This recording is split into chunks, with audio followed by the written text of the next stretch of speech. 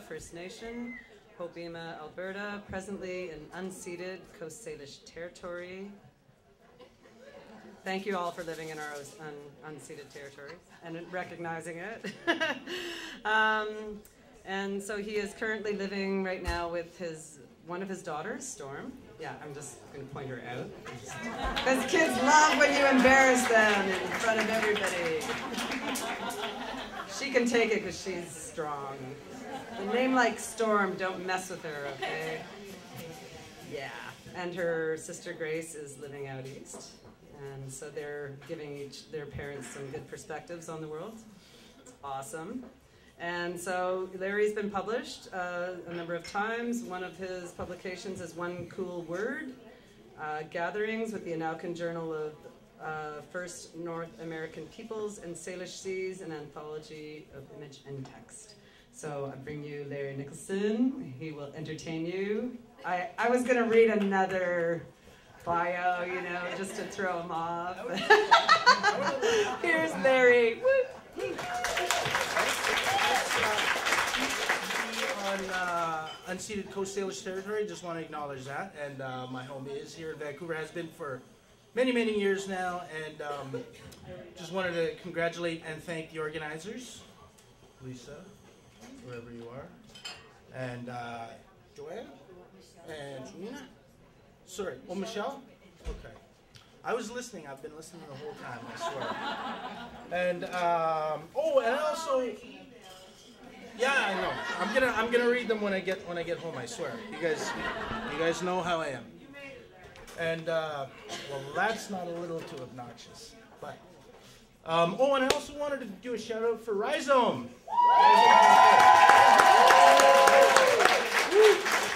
I've been coming to events here for years, and it's like coming home. They're very community-minded, and they're always gracious, wonderful hosts, and so it's really good to be here to read a poem. And I just want to comment on the what was it? We're reading about something, like we're given a topic. Is that right? I don't know. That's telling poets, right? Telling them what to write. That reminds me, that smacks of oppression. I'm just kidding. I don't know. I'm a problem child, as everybody knows. Anyone that knows me knows this. So if there isn't something wrong, then something's wrong. I'm one of those guys. Anyway, so the elements. So what I decided to do is hopefully the poem speaks for itself, but I'll just read you this snippet taken. I have a pen pal. Anyone that doesn't know what those are, people used to write letters with a pen or pencil.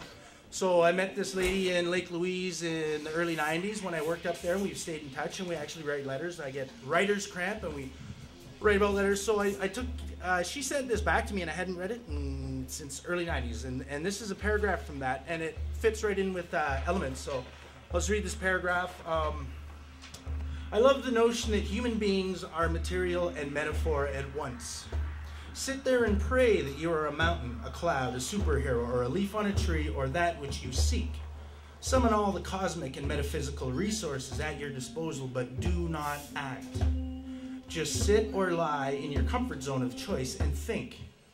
Do this until something changes. As you martyr yourself to evolution, that is, sit around thinking about it, you surely will get hungry, hallucinate, starve, die, decompose, become mineral, elemental, and thereby become the very material, the very constituents that make up the mountains, the clouds, the leaves, and at least some of the superheroes. Actually, you already are that stuff as you read this, but without an active component to your quest, will you be any closer to that which you sought? Will you have become better, different, or in the least, will anything have changed? So I wrote this poem, and this is hot off the press. And it's this is called Cree Poet's Elegy, and I thank M-Girl. M-Girl. How could I? Cree Poet's Elegy. I'm not afraid of being poor, being homeless. I've done that. I'm not afraid of breaking ribs twice, my neck, my ankle, my skull. Been there, done that, and feeling much better now.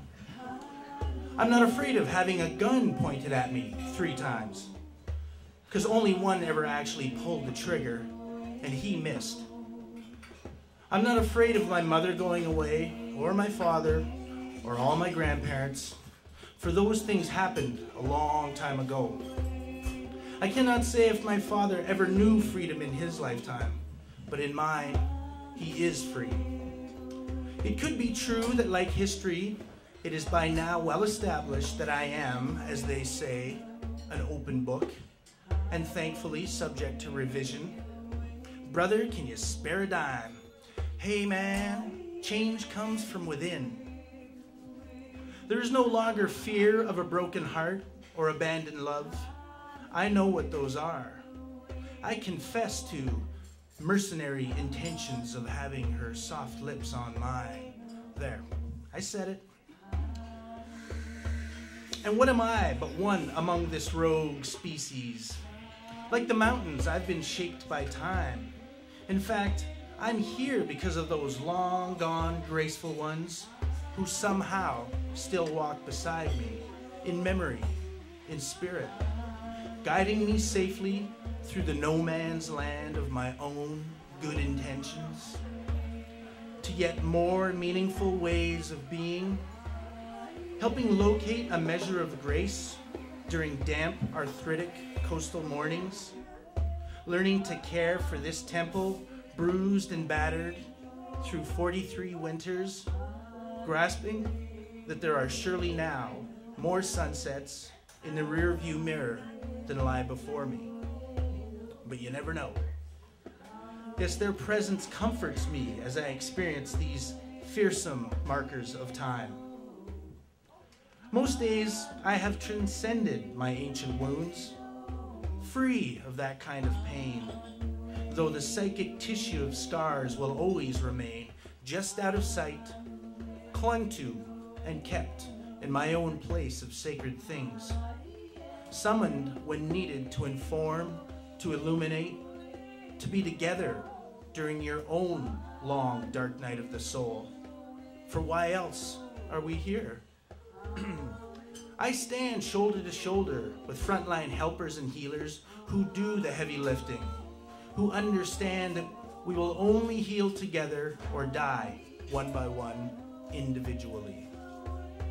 As a man of the plains, it is ironic that I am once again at the frontier, only this time at the borderline of the imagination, standing opposed to ones who elevate human constructs above the natural world, people unable or unwilling to understand that the way you think about something changes the way it works. I oppose worshipers at the altar of the holy market with their inflationary interest in history's latest empire. They seem induced by some archaic voice stranded in time, a voice spouting authoritative versions of events, tenure-tracked versions of events, second-hand, borrowed, and stolen knowledge with concerns somehow vested in salacious accounts of quote-unquote history. Ideas are the currency in my trade, in this most crucial reclamation project. For some reason, the challenge seems to be to respect the ancestors and celebrate the living. Do you see that it is the very rugged and elemental nature of this hard land that makes the Indian heart and spirit so pliable? It's tough love from our mother. I have no illusions of permanence and little time for regret. Despair is a sin against the imagination in places like this. My destiny is no longer shaped by others without shame or without reverence for the things I am. I am the elements. My life is a subterranean call. No, it is a demand for justice. I am not. But the way is righteous. The truth is righteous. Even in the city, I know places where I can sit alone among stones, polished by mild-mannered rain. I can always locate a vantage point to watch the crows and be moved by their nightly, spectral pilgrimage through the great nation that is the sky. Even in the city, I hear Creator and my daughter tapping keys on a piano in the next room. There are stations, thresholds, and bridges constructed by others before me that I cross to arrive in places I could not possibly have gotten to on my own. I keep frequent company with other ways of thinking, roadmen and matriarchs who have all walked the long road. When necessary, developed other modes of orienting themselves in social and spiritual space. I seek counsel with those happily immersed in old-growth forests of the mind, who may yet teach me other ways of interacting at all times with the earth itself.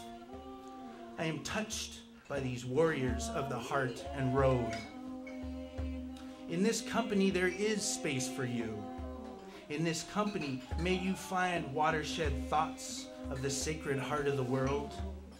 Come to know what love is really like and dream of worlds to come.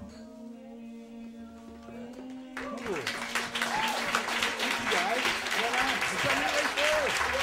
All right.